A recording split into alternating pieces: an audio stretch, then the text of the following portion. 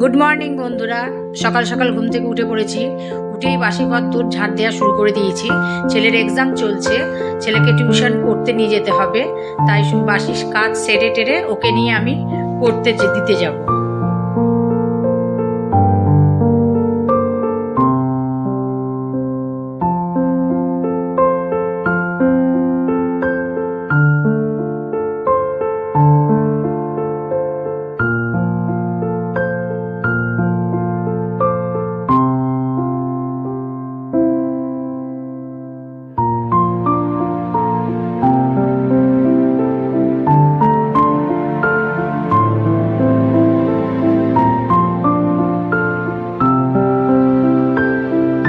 ঘর ঝাড় দেওয়া কমপ্লিট হয়ে গেছে, এবার দাঁত মাজার পালা।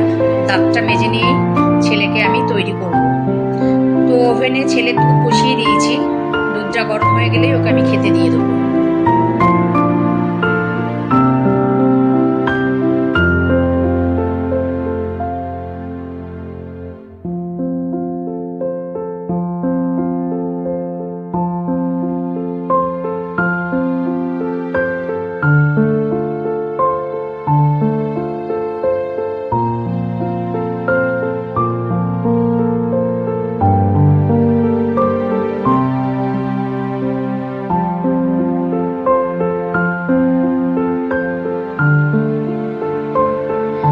তো এদিকে আমি রোজ সকালে গরম জল খাই বলে আমার গরম জলটাও চাপিয়ে নিয়েছি।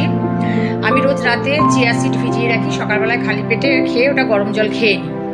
তো চিয়া সিড শুনেছি পেটের পক্ষে খুবই ভালো, সেই জন্য আমি চিয়া সিডটা রেগুলার সকালে খাই, কারণ আমাকে পেটের সমস্যায় খুবই ভুগতে হয়। আমি প্রায় রেডি হয়ে গেছি, চুলটা বেঁধে নিয়ে ওকে রেডি করে বেরিয়ে যাব।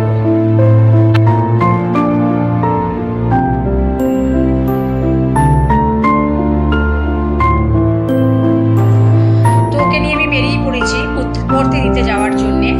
তো এখন বাজে সকাল 7:45। সকালবেলার দিকে বেশ ঠান্ডা ঠান্ডা লাগছে, আজকে সকাল দিকটায় বেশ ঠান্ডা আছে।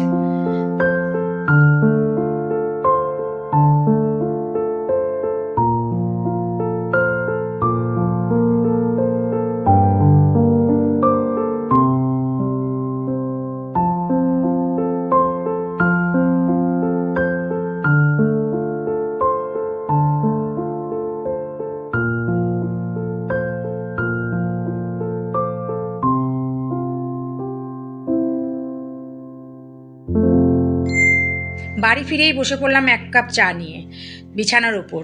খুব রোদ্দুর আসে আমার বিছানার মধ্যে। তো চা খেয়ে আমি আমার ঘরের ঠাকুরের পুজোটা সেরে নিলাম। আজ শনিবার, তাই চলে এলাম আমাদের ষান্ডেশ্বর তলায় মায়ের মন্দিরে। এখানে বাবা ভোলানাথ, মা দুর্গা, মা কালী সবই রয়েছে। এখানে এলে একটা মনের আলাদা শান্তি পাওয়া যায়, তাই চলে এসেছি মায়ের কাছে। অনেকদিন ধরেই দই ফুচকা খেতে ইচ্ছা হচ্ছে, তাই চলে এসেছি দই ফুচকা খেতে।